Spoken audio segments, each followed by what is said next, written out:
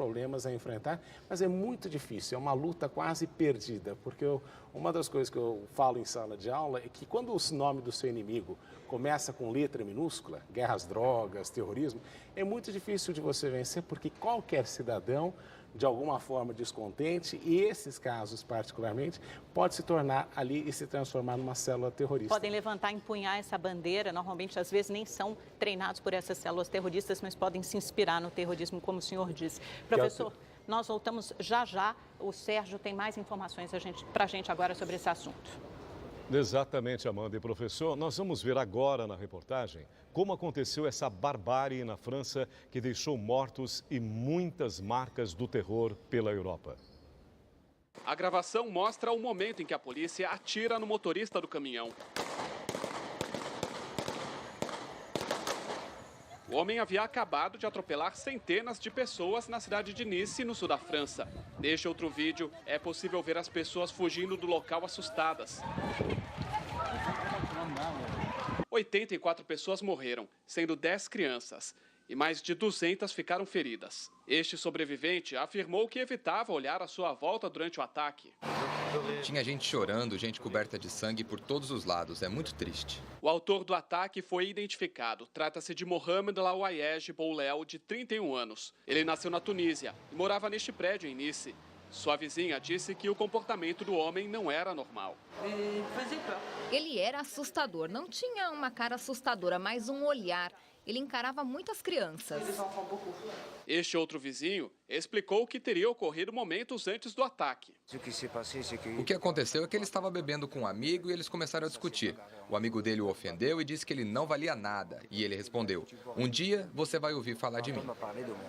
De acordo com o ministro da Justiça, o suspeito foi processado diversas vezes e condenado por uma briga de trânsito. Foi uma briga em espaço público entre ele e outro motorista. Sua arma era um pedaço de madeira que ele jogou contra o homem.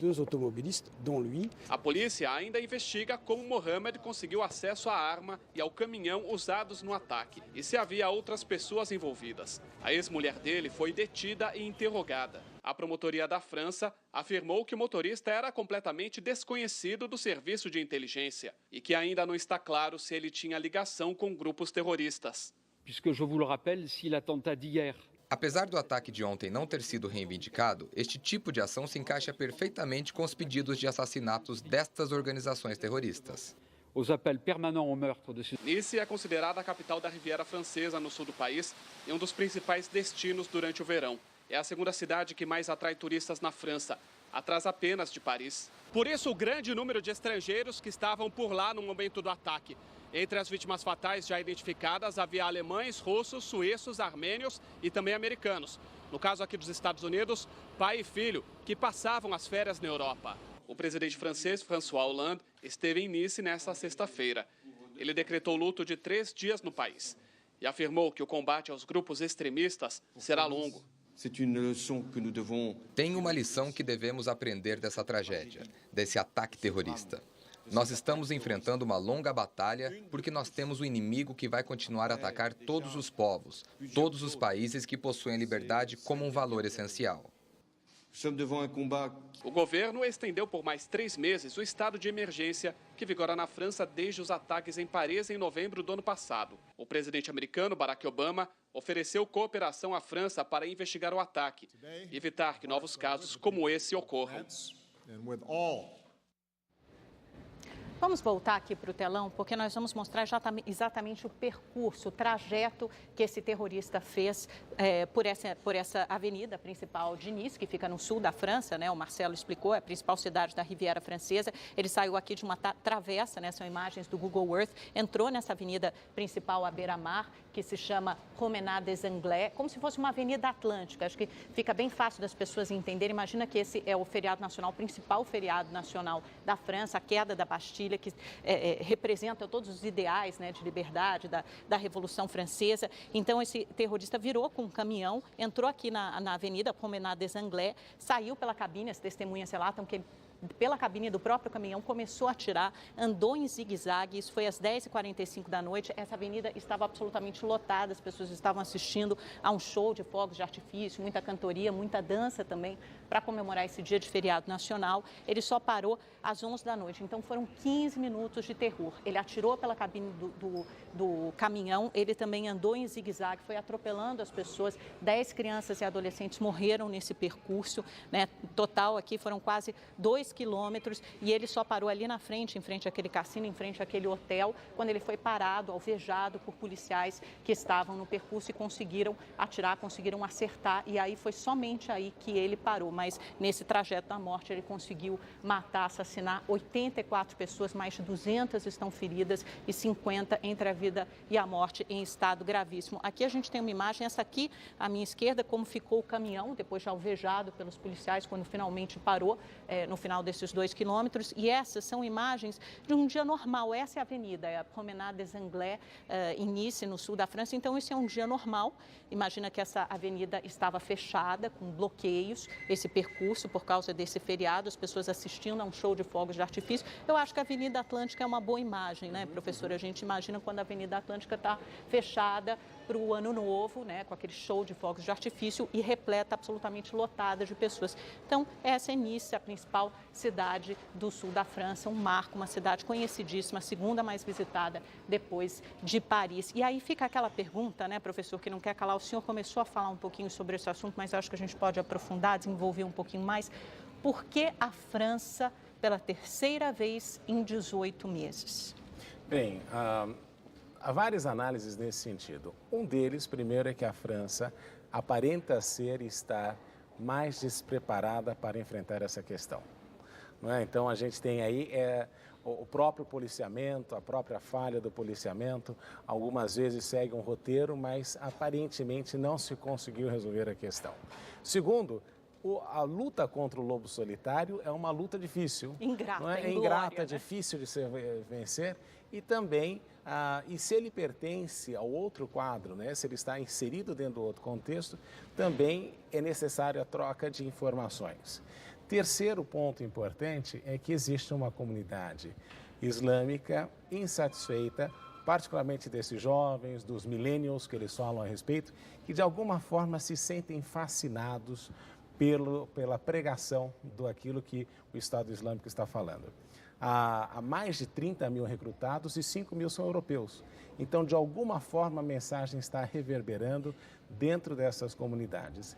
E um ponto importante... E é bom lembrar que a França tem a maior comunidade muçulmana da Europa. Isso. E muitos deles não são integrados, talvez sejam alguns dos menos integrados também da Europa. Eles vivem nos subúrbios franceses, né? Porque você tem duas comunidades, né, que a gente pode dizer. Uma muito bem integrada à França, que chegou nos anos 60, e uma que chega depois dos anos 80 e 90, que não está integrada e que, de alguma forma, se sente aí, quer preservar os seus valores e não entra dentro daquilo que é a cultura francesa e não entende isso. E a maioria deles vem desses países do norte da África, que foram colônias francesas? Sim, a maior parte vem justamente do Maghreb, e você tem esses fluxos que vieram no passado, se integraram bem, e agora esses fluxos mais novos encontraram aí uma situação econômica diferente, uma França diferente daquilo que veio no passado. Então, este processo de integração tem sido difícil. Agora, o problema não é só isso, né? O problema é o que faz o jovem ou o cidadão, de alguma forma, virar um radical. Essa conversão. Esta conversão. E uma coisa que eu sempre gosto de enfatizar é que isto não é o islamismo. Isso é uma caricatura do islamismo. É a pessoa que pega alguma coisa e, de alguma forma, se acha que vai ter uma recompensa na outra vida fazendo esse tipo de ato. Até porque esse terrorista, de ontem, no ataque de Nice, disseram que ele nem era religioso, nem tinha seguido o Ramadã, que é a principal data religiosa para eles, ou seja, não era uma pessoa religiosa. É verdade, mas aí ele usa a religião e aí o que acontece é que nós, na sociedade ocidental, começamos a classificar todo mundo como islâmico e sendo terrorista. E esse é o grande equívoco, porque um dos objetivos desse tipo de situação é criar uma animosidade entre aqueles que não são islâmicos e aqueles que são islâmicos. E isso pode gerar mais conflitos para frente. Então, é importante de enfatizar que A religião ela é usada nesse sentido, em nome da religião, justamente para justificar alguns atos de um cidadão que por algum motivo se sentiu aí ou desprezado ou teve algum ato de insanidade que fez com que ele decidisse fazer isso. Professor, continue aí, nós vamos voltar já já, mas antes o Sérgio tem mais informações. Pois é, Amanda e professor, muitas das vítimas do ataque em Nice não eram francesas. Essas vítimas eram americanos, suíços, alemães, o mundo todo, de alguma forma, reagiu à barbárie do dia 14 de julho. Vamos ver os detalhes com o correspondente Fábio Borges. As vítimas e sobreviventes do atentado foram homenageadas por líderes e cidadãos de várias partes do mundo. A primeira-ministra do Reino Unido, Theresa May, expressou solidariedade ao presidente francês, François Hollande. Ela também disse que as autoridades britânicas estão tomando providências para evitar ataques no Reino Unido. O nível de ameaça aqui no Reino Unido é severo. Isso quer dizer que existe uma ameaça real de sofrermos um atentado terrorista. Na Alemanha, o ministro do Interior, Thomas Maizière, também se mostrou preocupado sobre novos atentados na Europa. Este incidente prova mais uma vez que a Europa está sob risco do terrorismo internacional. Ainda na Alemanha, as pessoas se reuniram em frente da embaixada francesa, em Berlim. Este rapaz, que morou em Nice durante muitos anos, ficou desolado. Estou muito triste, confuso e devastado. Eu não estou com raiva, estou apenas triste. Em Moscou, o ministro russo das Relações Exteriores, Sergei Lavrov, e o secretário de Estado americano, John Kerry, assinaram um livro de condolências e depositaram flores na embaixada da França. O primeiro-ministro espanhol, Mariano Rajoy, e membros de seu gabinete prestaram homenagens em silêncio. As autoridades espanholas mantiveram o nível de segurança no país em 4, numa escala que vai até 5, como medida preventiva. Bandeiras foram hasteadas a meio mastro na sede da União Europeia, em Paris e no Reino Unido.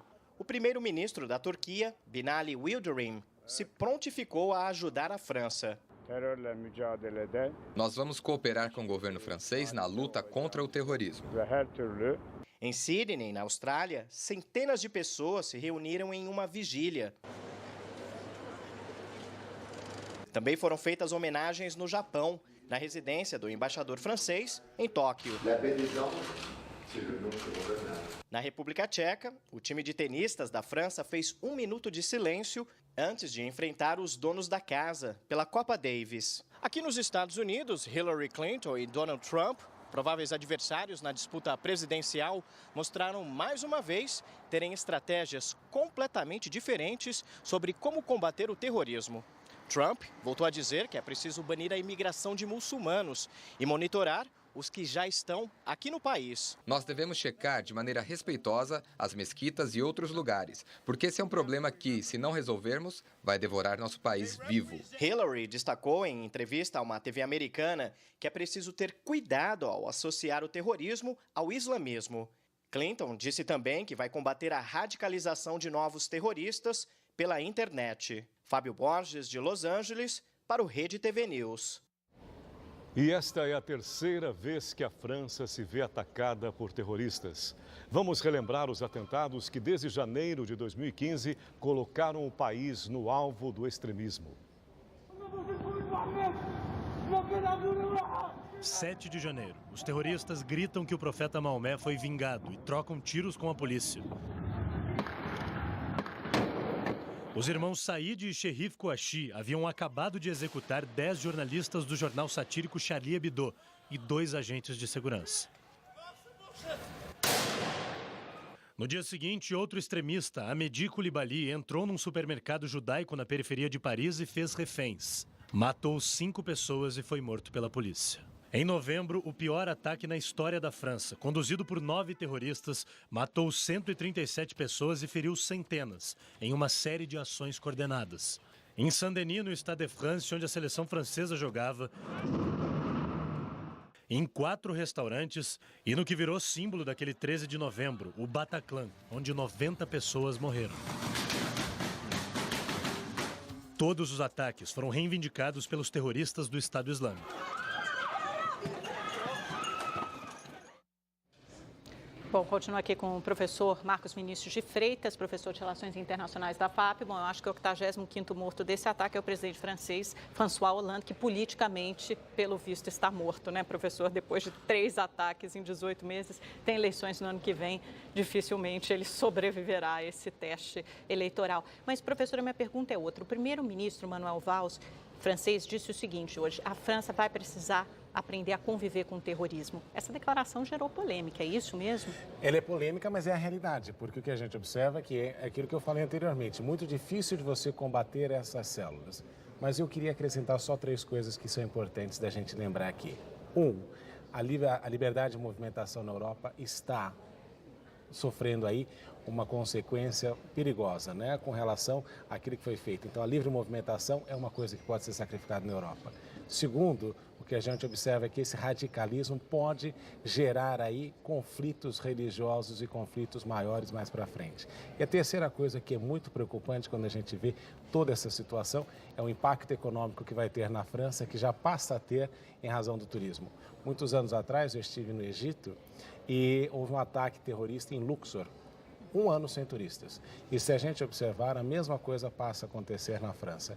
Então, são preocupações... Já deve estar acontecendo na Turquia e agora na França. E são preocupações que o chefe de Estado e o chefe de governo têm de ter, e por essa razão, que uma troca de presidentes vai ser uma coisa que naturalmente irá acontecer em razão da insatisfação das pessoas com os resultados obtidos. Talvez caminhando para a direita, né? Para alguma coisa como Marine Le Pen, não sabemos ainda. Eu não acredito que a França vai radicalizar tanto, mas com certeza você vai observar aí essa tendência, porque se acredita que para determinadas situações você precisa de uma resposta dura.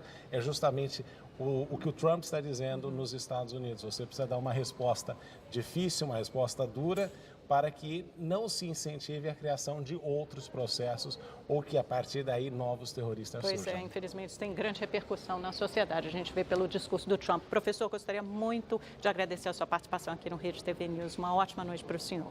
Muito obrigado, estou sempre à disposição. Obrigada. Sérgio? O atentado em Nice também teve impactos no Brasil. Por causa do ataque, o governo vai rever o plano de segurança da Olimpíada, que começa daqui a apenas 20 dias. O reforço na segurança vai incluir o aumento dos postos de controle, de barreiras e restrições de trânsito. O primeiro grande ensinamento da tragédia de ontem é a simplicidade logística com que ela foi perpetrada. Não se trafica um caminhão, não se atravessa a fronteira escondendo, enfim. Ele foi usado como uma arma terrível, né? Com todos os estragos que causou. Mesmo garantindo que o Rio de Janeiro está pronto para a Olimpíada, o ministro do Gabinete de Segurança Institucional reconheceu que a preocupação com o evento subiu de patamar e que podem ser encontradas lacunas no esquema de segurança. Estamos prontos para os Jogos 2016, não há dúvida. Apenas vamos revisar nossos planejamentos, revisar nossos procedimentos para que identifiquemos eventuais lacunas. Pela manhã, interlocutores do Planalto se reuniram com representantes do governo francês para buscar informações que possam ajudar na organização da Olimpíada. Não foi identificado nenhum planejamento de ataque durante o evento. Mesmo assim, o presidente em exercício, Michel Temer, que já estava em São Paulo, retornou a Brasília para uma reunião de emergência sobre a segurança nos Jogos Olímpicos. Diante da gravidade da situação na França, Michel Temer divulgou uma nota em solidariedade ao país europeu. No texto diz que o povo francês foi vítima da mais injustificada intolerância e que os assassinos não conseguirão seu intento. Temer afirma ainda que o Brasil é irmão na dor e se une a todos que desejam e lutam pela harmonia no mundo. No Rio de Janeiro, o ministro da Defesa, Raul Jungmann, informou que o governo federal reuniu 500 mil pessoas cadastradas suspeitas de qualquer tipo de terrorismo. Os dados foram recolhidos por agências de diversos países, além da Agência Brasileira de Inteligência. A segurança no Rio de Janeiro será multiplicada praticamente por 7 vezes. E isso tudo sem deixar de cumprir um único compromisso, uma única meta que o Comitê Olímpico Internacional nos delegou. Nós estamos absolutamente prontos, 100% prontos para entrar em ação. Agora vamos ao comentário de Reinaldo Azevedo. Há a máxima por aí de que boa notícia não existe ou então é propaganda. É claro que eu discordo como também combato certa crítica que costumo fazer a nós, jornalistas, segundo a qual a gente só se interessa por coisa ruim. Quem diz essas coisas não costuma gostar de imprensa livre. Olá, você que nos acompanha aqui no Pela Ordem. Olhem, há dificuldades imensas pela frente no Brasil, sim. Os sinais da economia são ainda muito preocupantes, mas há motivo para algum otimismo. O governo Michel Temer conseguiu, por exemplo, compor uma ampla base de apoio no Congresso e, apesar daquela multidão de candidatos à presidência da Câmara, houve um recado claro ali, dado pela Casa: fora Cunha. Os 285 votos obtidos por Rodrigo Maia significam a antecipação do julgamento do deputado afastado, que acontecerá em agosto. Ele e Dilma, Cunha e Dilma, vão se despedir da vida pública no mesmo mês. Passaram uma boa parte do tempo tentando se destruir. Os dois, felizmente, lograram seu intento, ainda que por razões alheias às suas respectivas vontades.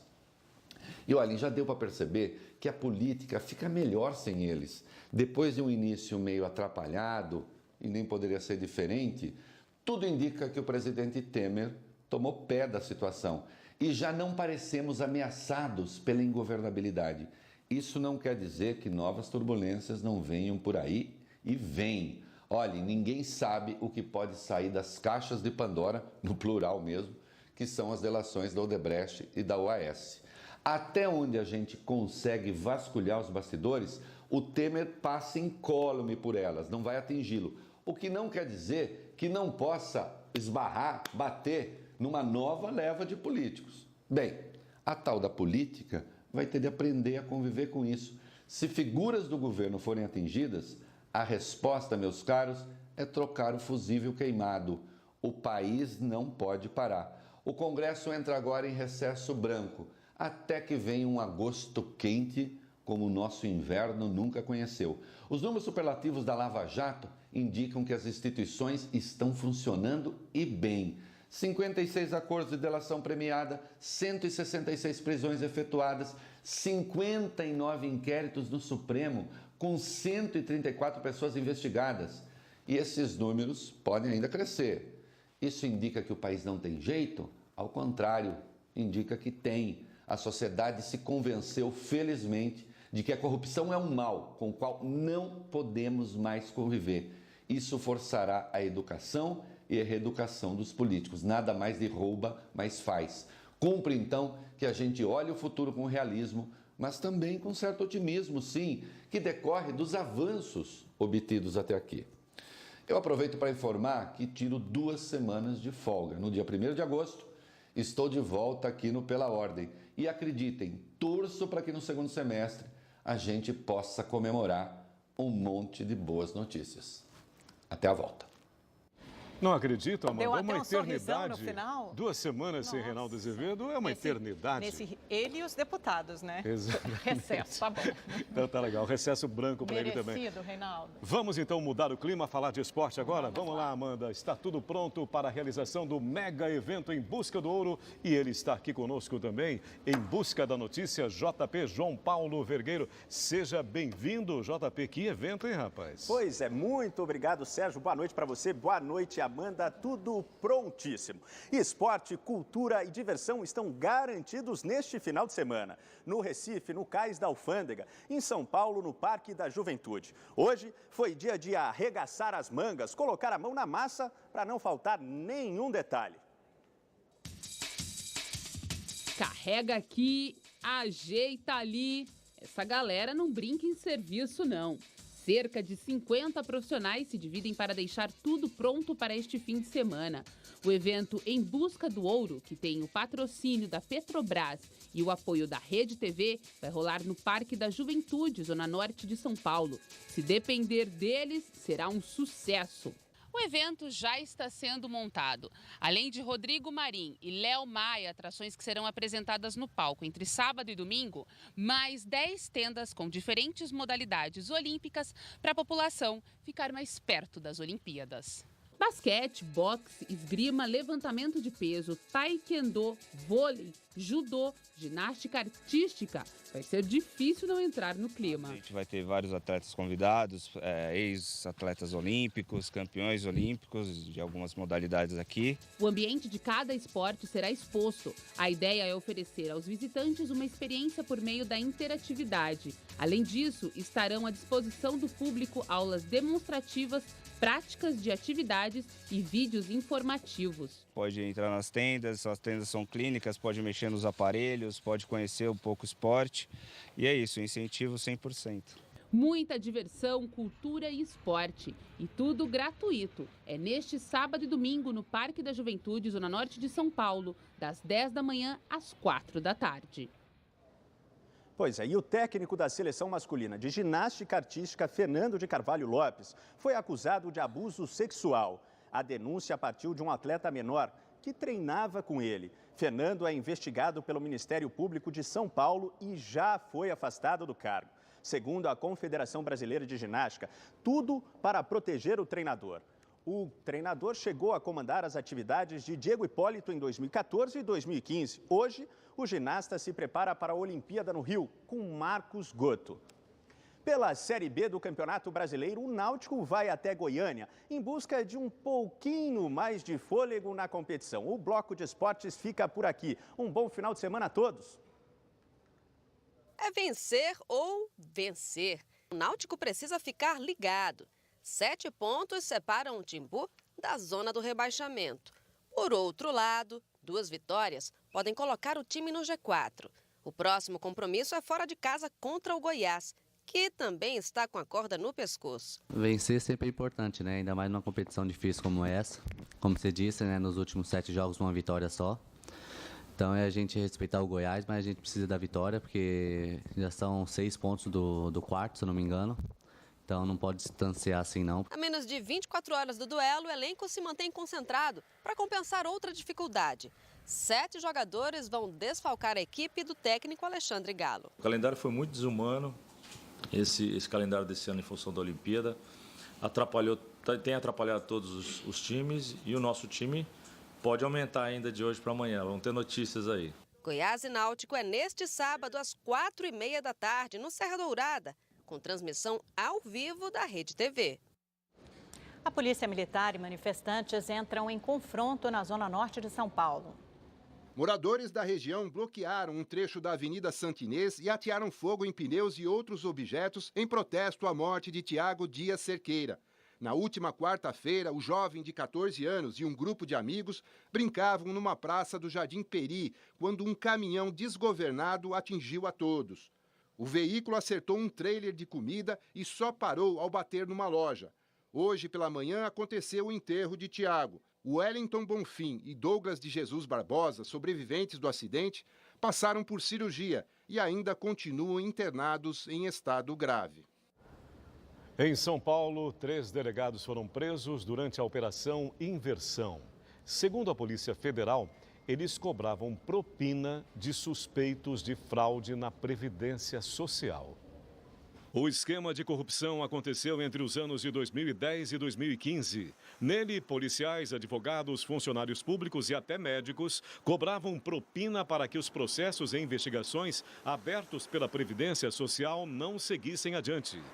Tem escritórios especializados em fraudar benefícios de aposentadoria, pensão por morte. Isso envolve peritos também, que às vezes produzem laudos falsos para aposentadoria. Existem documentos, carteiras falsas, aí servidores também que alteram dados na Previdência.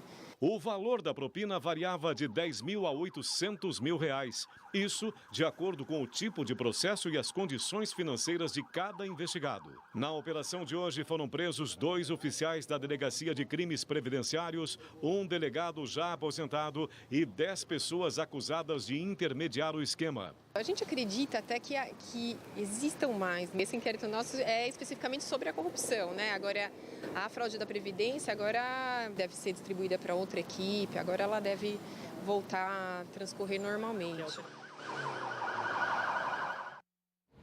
Hoje é sexta-feira, graças a Deus, está todo mundo já pensando no que vai fazer no final de semana e lógico, pensando em como vai ficar o tempo. Por isso, nós temos aqui a Gabriela de França. Boa noite, portadora de boas notícias, assim espero, né, Gabi? Vai continuar esse solzão que fez a semana inteira ou muda o tempo? Vai mudar, viu, Amanda? Boa noite para você, boa noite para o Sérgio. Antes da gente falar do final de semana aí que vai vir, vamos falar de hoje, porque a sexta-feira foi mais um dia muito quente e seco aí na maior parte do Brasil.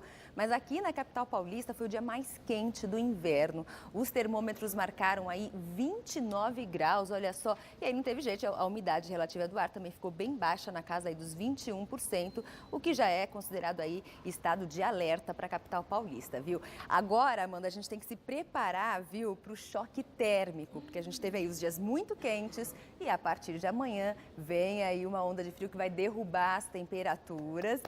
Segundo os meteorologistas, os próximos 15 dias, aí, essa segunda quinzena de julho, vai ser de mais frio, sim, aí em boa parte do Brasil. Até lá no norte e nordeste, as temperaturas ficam mais amenas, viu? Então prepara aí o cachecol, o casaquinho mais quente. Acabou essa história de usar roupa leve, manga curta, viu? Ah, que bom, né? A gente estava esperando mesmo o inverno chegar. O inverno chegou no outono, isso, uma depois veio o verão. Né? Pois é, vamos ver aqui no mapa então a situação de amanhã. Olha, amanhã muda completamente aqui em boa parte do Sudeste e também do Mato Grosso do Sul, porque aquela frente fria que estava lá no Sul e provocou bastante chuva por lá, avança e aí deve chover aqui no estado de São Paulo, finalmente, que já vai dar um alívio aí para o ar, né, para a qualidade do ar, mas essa chuva chega com mais intensidade aqui no Mato Grosso do Sul. Em São Paulo, o destaque é para as rajadas de vento, aí ventania forte, com possibilidade até de derrubar aí queda de árvores na capital paulista e na Grande São Paulo também, tá?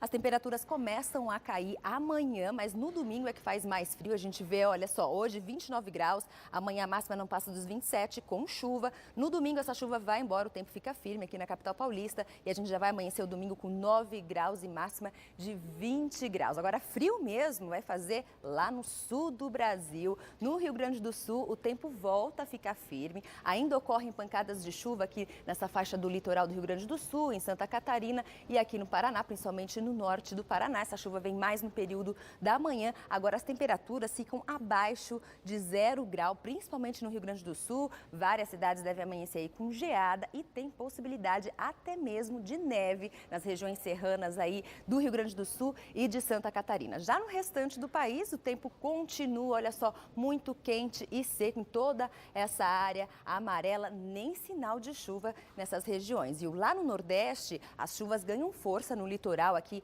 entre o sul da Bahia e o Rio Grande do Norte. Em Recife, essa chuva pode vir com mais volume e tem potencial até para provocar alagamentos, viu? Fica aí o alerta. Chove também aqui no litoral do Maranhão. Lá no norte, muda pouca coisa. As pancadas de chuva ocorrem em toda essa faixa azul aí, na faixa norte da região, desde o Acre até ali o Amapá. E mesmo com essas pancadas de chuva, vai ser mais um dia muito quente lá no norte do país. As temperaturas seguem acima dos 30 graus. Em Porto Velho, máxima de 37 graus. Enquanto faz esse calorzão aqui, olha só, no sul do Brasil, final de semana vai ser congelante em Porto Alegre, mínima de 8 e não passa dos 15 graus. E se ficou alguma dúvida, é só entrar lá no portal da Rede TV, você ainda fica bem informado. Um ótimo final de semana para você e um bom final de semana para vocês também. Aproveitem com sol, com chuva, com frio. O importante é